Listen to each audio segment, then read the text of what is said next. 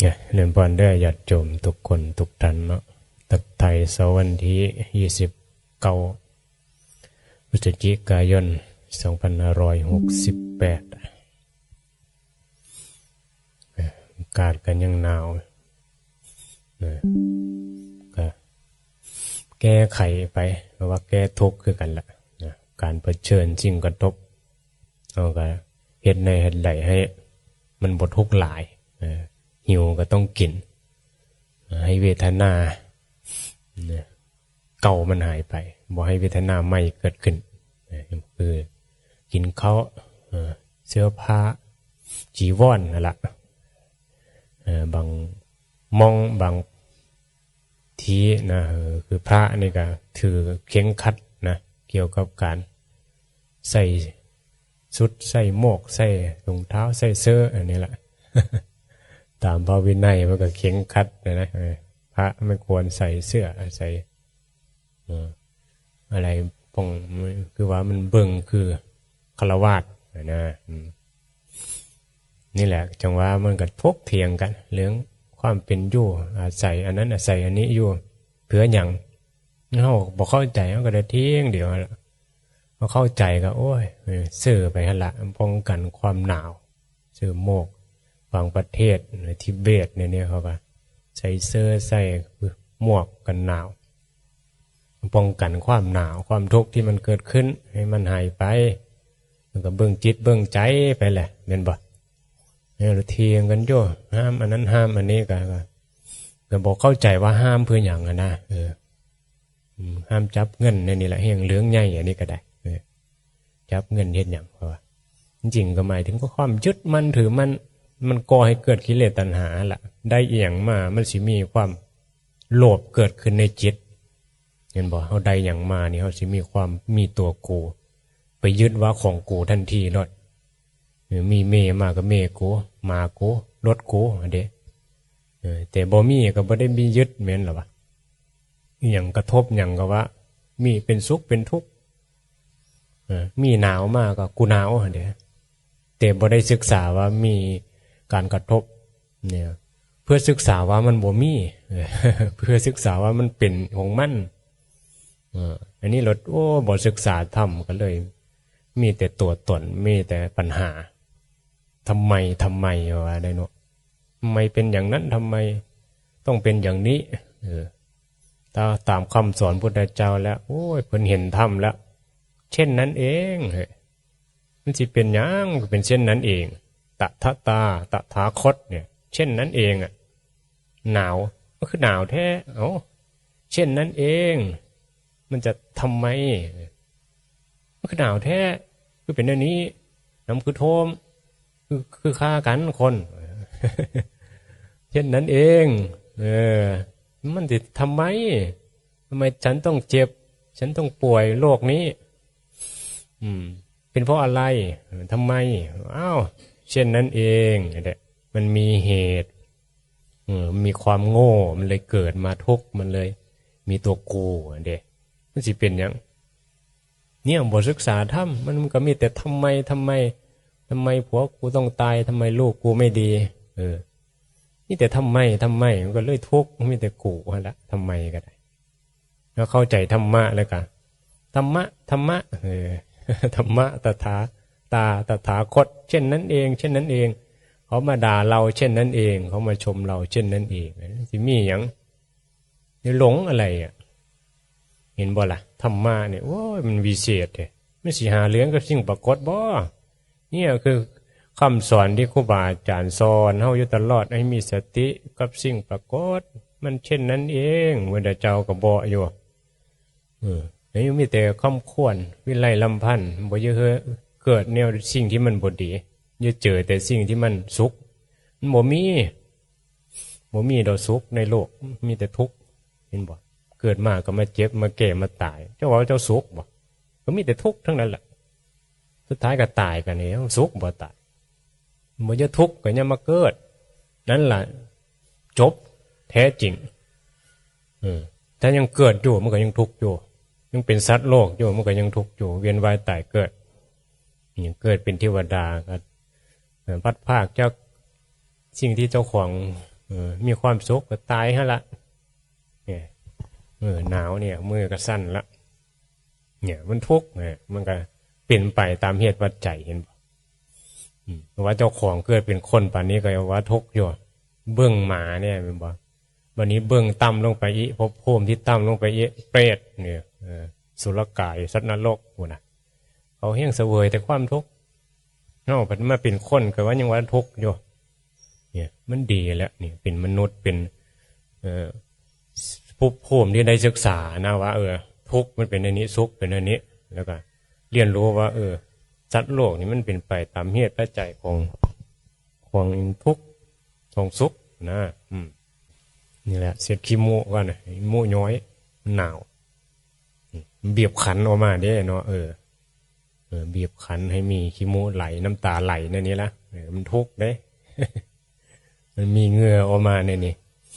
มีขี้ออกมาในนี้นะเห็นในร่างกายเห็นบ่มันก็บีบคั้นนั่นแหละให้ต้องขี้ให้ต้องตดทุกอย่างขี้ตาเนี่ยมีแต่สิ่งปฏิกูลออกมานี่แหละร่างกายมันเป็นไปด้วยความบีบคั้นของก้อนทุกขังเหมือนว่าคงอยู่สภาพเดิมไม่ได้มันเป็นกฎธรรมชาติเนี่ยที่เราเรียนรู้ธรรมะเนี่ยก็เพื่อศึกษาความเป็นกฎธรรมชาตินี่แหละที่มันบทเทียงเป็นทุกขังเป็นอนัตตาอยู่กับสิ่งที่มันบทเทียงเนี่ยใดจังบ่ทุกคือบ่ยึดมันถือมันนั่นแหละคำสอนพุทธเจ้าจังว่าโอ้เป็นสิ่งที่มองง่ายๆได้มองตามความเป็นจริงมันก็บ่ทุกข์แม่นบ่คือว่าหั่นล่ะเช่นนั้นเองอย่างเฮานี่โอ้เจอสิ่งกระทบเจอคนบ่ดีคนดีหลงมีลูกน้องบ่ดีก็เป็นทุกข์มีลูกน้องดีก็เป็นสุขดีเยอะครบมีเมียดีก็สุขมีเมียบ่ดีก็ทุกข์ผัวดีก็สุขผัวบ่ดีก็ทุกข์อย่างนี้ละทุกอย่างเลยเห็นบ่จริงๆมันคือธรรมะได้เหตุปัจจัยที่ต้องเจอคนบ่ดีเนี่ยเจอคนดีมันเป็นแม่นมีอยู่แล้วเน้นว่าชีวิตจะต้องเจอแต่สิ่งดีๆแต่ว่าเวลาเขาเจอสิ่งดีสิ่งบ่ดีนั่นใดจังบ่หลงพุทธเจ้าเพิ่นสอนอันนี้โมเมนต์ว่าเป็นพระพุทธเจ้าแล้วสิบ่เจอสิ่งบ่ดีก็เจอคือเก่าเห็นบ่เจอคนบ่ดีก็พระบ่ดีคือเทวทัตคนบ่ดีก็มีหลากหลายลัทธิต่างๆเขาก็จ้องใส่หลายพุทธเจ้าอย่างนี้บ่นั่งกินจะมานาวิกากับปลอมตัวอยู่ในลัทธิอื่นนั่นเด้เขามาปลอมเป็นน้ำท้าว่าเจ้าของท้องกับพุทธเจ้าอันเดียใส่ร้ายพุทธเจ้าเด็กก็มีคนบดีเข้ามาเห็นให้คนมองว่าพุทธเจ้าบดีอะไรแล้วก็คนเขาก็ฆ่ามีนางอย่างสุนที่บ่ไปฟังไว้ใกล้กุฏิพุทธเจ้าว่านี่แหละพุทธเจ้าฆ่าเอาไปเห็นบ่ใส่ร้ายลายเลื้องจองสิทำร้ายเดี๋ยวเพิ่นนี่ไม่ได้มีปัญหาเพราะว่าเพิ่นเข้าใจว่าเช่นนั้นเองเดียเป็นธรรมดาคนดีคนบ่ดีในโลกมันก็มีเป็นธรรมดาเพราะว่าความเป็นสัตว์โลกความหลงอยู่เนาะมีตัวมีตนคือเฮานี่แหละมีกิเลสตัณหาเฮาก็ปรารถนาแต่ความสุขบ่จะเจอความทุกข์เนี่ยมีแต่การปรุงแต่งกับสิ่งนั้นสิ่งนี้ยังเป็นสุขนี่มันบ่เข้าใจเห็นบ่บ่เข้าใจธรรมชาติกิเลสในใจเจ้าของมันก็เลยหลงให้ละเนี่ยอย่างบ่เฮ็ดให้เฮาทุกข์เฮาก็จะหนีอย่างให้สุขเฮาก็จะไปหาคือว่าคือที่เฮาว่าแล้วว่ามองใดสิเฮ็ดให้เฮามีความสุขเฮาไปหาเที่ยวอันเดียวไปหากินไปหาสัมผัสว่าง่ายๆก็เอาไปหาสิ่งกระทบที่มันเฮ็ดให้เกิดอารมณ์ที่พอใจหรือแม้แต่มาทำบุญเนี่ยก็เฮาก็ไปหาวัดที่ไปวัดใดน้อสิเฮ็ดให้เฮาเนี่ยได้รู้สึกดีไปหาเจ้าอาวาสนี้เราด่าพอดเราหายพอดบ่ไปนะก็มีได้หรือว่าไปบางวัดเขียงคัดโอ้ยบ่คักบ่มักไปวัดนี้โอ้ยเทศดนพอดก็เลยได้กินข้าวกับดนบ่ไปไปวัดนั้นโอ้ไกลพอดนี่บ่มันก็มีความคิดปรุงแต่งของเจ้าของว่ากูไปมองใดจังสิมีความสุขเนี่ยนะแต่เฮานี่บ่ได้คิดถึงประโยชน์นะบ่มีคิดถึงเป้าหมายที่เจ้าของไปสัมผัสไปกระทบอย่างแล้วมันสิเกิดปัญญาเกิดความรู้อย่างแน่ โดยเฉพาะเข้ามาวัดเนี่ยวัดเนี่ยเพื่อจุดประสงค์เนี่ยแม่นบ่เราบ่ได้มีจุดมุ่งหมายที่เข้ามาเพื่อว่าเรียนรู้คำสอนพระพุทธเจ้าเพื่อให้เข้าใจถึงชีวิตที่เกิดมามันมีการเวียนว่ายตายเกิดมันมีเหตุที่เฮาเป็นทุกข์กันอยู่นี่เพราะหยังเห็นบ่ก็นี่แหละจังว่าบ่ศึกษากันมันก็ต้องมาหลงกันอยู่ในนี้แหละมาวัดก็ยังว่าหาวัดที่ให้รู้สึกดีครูบาอาจารย์ว่าดีก็ถือใจนะความว่าถือใจเนี่ยมันอาจสิบ่แม่นถือตรงก็ได้เบื้องจิตใจเจ้าของเฮาถือใจแต่ว่าคำสอนพระพุทธเจ้าเนี่ยบ่ได้สอนให้ถือใจบ่ได้แม่นคำปลอบใจธรรมะแต่เป็นคำจริงเป็นความเว้าที่ชี้ให้เราเห็นความจริงว่าเจ็บแก้ตายเนี่ยเป็นธรรมดาเฮาเป็นทุกข์นี่เพราะว่ามันมีกิเลสมีตัวตนเฮาหลงสุขนี่กันยังว่ามีกิเลสอยู่เฮาหลงบุญเมาบุญเนี่ยหมายถึงยังมีกิเลสอยู่เนี่ยแต่ถ้าเว้าในนี้บางคนก็บ่พอใจเห็นบ่ถือใจสอนบ่ให้เอาบุญคือว่านี่แหละบ่ถือใจต้องชมเฮาต้องย้องเฮาเฮ็ดบุญหลายเนี่ยมันเป็นในนี้ได้ลักษณะของจิตที่มีกิเลสอยู่แม้แต่ทำบุญมันก็ยังหลงได้เพราะครูบาอาจารย์บ่ส้มบ่ย้องก็บ่มักต้องส้มต้องย้องเนี่ยขาน้อยทำบุญนี่ขาน้อยสร้างกุฏินี่ย้องขาน้อยเนี่ยเป็นผู้มีบุญหลายได้นี่นะบ่ย้องบ่ส้มก็โอ้ยรู้สึกบ่ดีเนี่ยมันเรียกร้องเยื่อนะคือคำชมจังว่าเข้าไปอยู่กับครูบาอาจารย์เมื่อก็เพิ่นบ่ค่อยย้องบ่ค่อยส้มทำหน้าที่เจ้าของไปเป็นการฝึกจิตฝึกใจเจ้าของว่าอันนี้มันดีมีประโยชน์แล้วก็เฮ็ดไปคือต้องละนอกจากว่าบ่ดีเพิ่นก็ค่อยตำหนิคือหลวงพ่อบ่ค่อยได้คุยได้เว้าแต่ถ้าว่าอันไหนมันบ่ดีเพิ่นก็สิเว้าหั่นล่ะแต่ถ้าว่าดีแล้วเพิ่นก็เฉยบ่เคยชมว่าถือแล้วล่ะเช่นนั้นเองหั่นล่ะเห็นบ่เฮาต้องเรียนรู้ได้บ่แม่นถ้าเพิ่นชมเพิ่นย้องเฮาจังเฮ็ดเพิ่นบ่ชมบ่ย้องเฮาบ่เฮ็ดอันนี้คือบ่มีหลักธรรมของเจ้าของบ่ส้มบ่ย้องเฮาก็บ่ทำบุญนะบ่แสดงอานิสงส์ว่าการเฮ็ดในนี้ได้อีหยังได้อีหยังครับเฮาบ่เฮ็ดบ่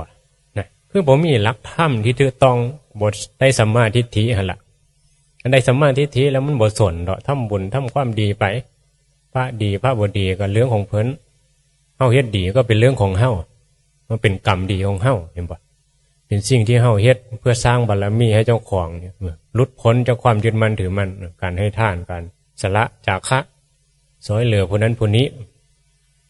น่ะสังคมเนี่ยมันจะอยู่ได้ด้วยการช่วยเหลือแบ่งปันเดียวแม่นบ่อยู่กันยังเป็นสุขแม้นว่าเห็นแก่ตัวแม้นว่าเอาเข้าตัวเจ้าของเนี่ยแหละมันบ่เป็นบุญบางเธอเป็นว่าน่ะการได้เงินมาซื้ออย่างให้เจ้าของมันบ่ได้เหมือนบุญได้กูได้ดีกูมีความสุขว่ะกูมีเงินหลักการบุญหมายถึงการแบ่งปันการให้ผู้อื่น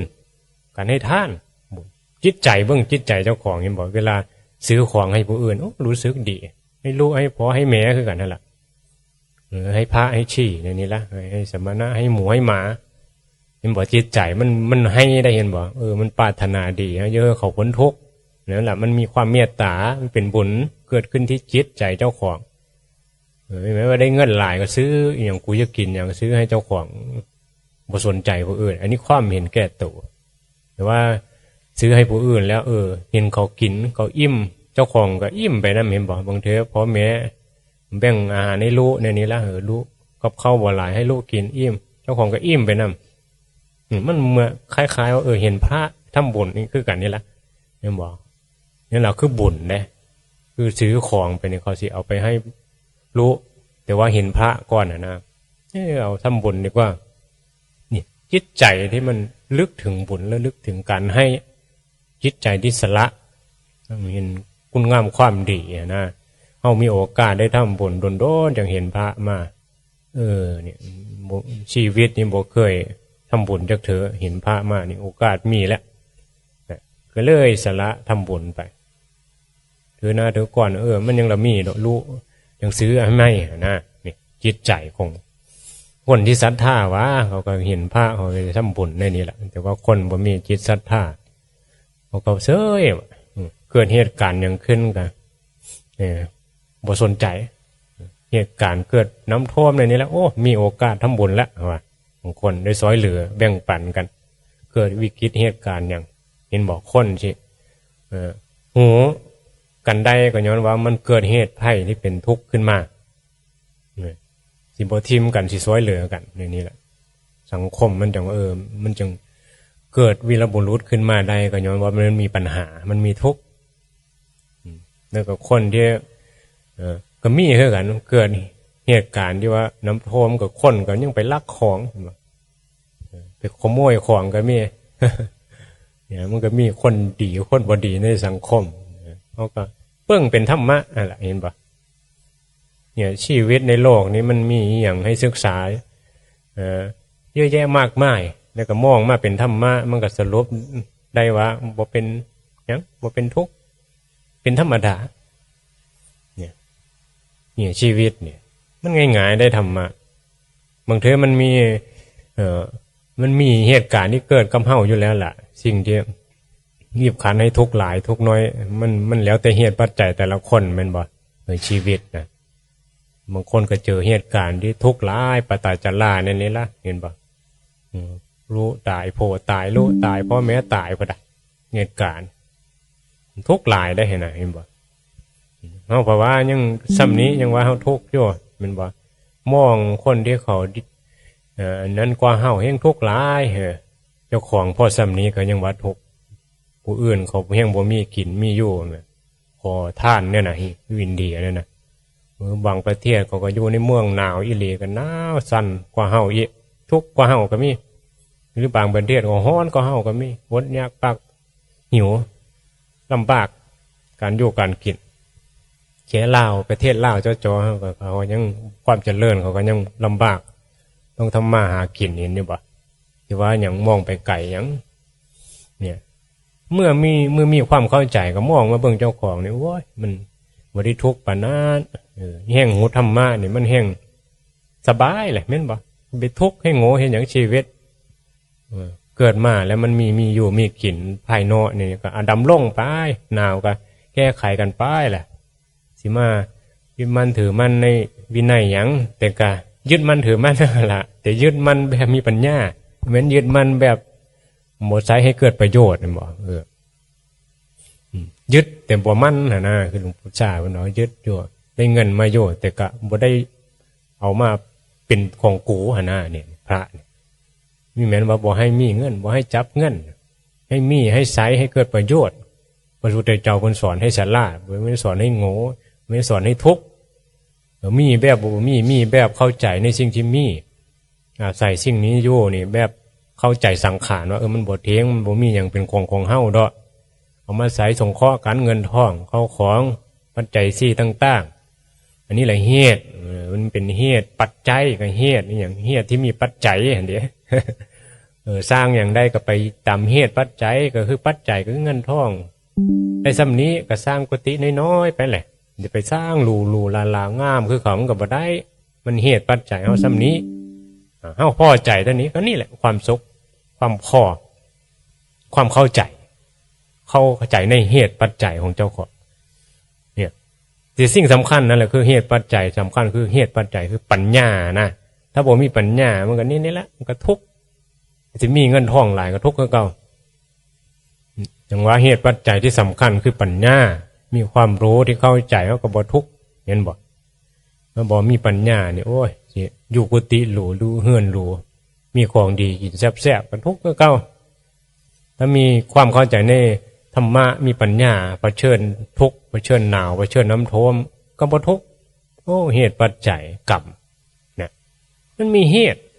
จังน้ำท่วมมันมีเหตุจังโหทิมเมียทิมโหตายรูปบดีมีเหตุทั้งหมดมันอยู่แบบเข้าใจเหตุเข้าใจธรรมะเช่นนั้นเองพระพุทธเจ้าเป็นสอนนี่แหละเรื่องของธรรมะเป็นสิ่งสำคัญเฮานี่มีบุญวาสนาหลายได้มาฟังธรรมอันเป็นความจริงจากพระพุทธเจ้าเฮาว่าให้เฮานี่ตั้งใจฟังธรรมศึกษาไป ไม่ได้แม่นเรื่องลึกลับธรรมะเป็นเรื่องตัวเฮานี่แหละอยู่กับตัวเฮาอย่าไปหูจักผู้อื่นรู้อะไรก็ไม่เท่ารู้ตัวเองหรอกเห็นบ่เนี่ยเฮามารู้ตัวเจ้าของที่มันถูกต้องนี่แหละคือคำสอนพุทธเจ้าเพิ่นเนาะอาตมาฟังซำนี้ล่ะสาธุ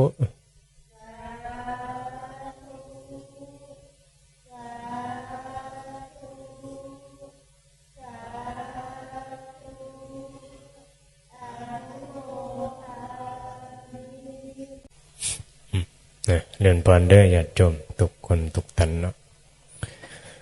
ตักไตเสาร์วันที่27เนาะพฤศจิกายน2568อากาศก็รู้สึกว่าหนาวเนาะอุณหภูมิลดลงข้าวก็แต่ละมองหั่นล่ะบ่คือเดียวมีมองหนาวมองร้อนมองน้ำท่วมก็มีเนาะช่วงนี้ก็น้ำท่วมทางใต้หาดใหญ่เนาะสงขลาโอ้น้ำท่วมหลายวะในรอบหลายปี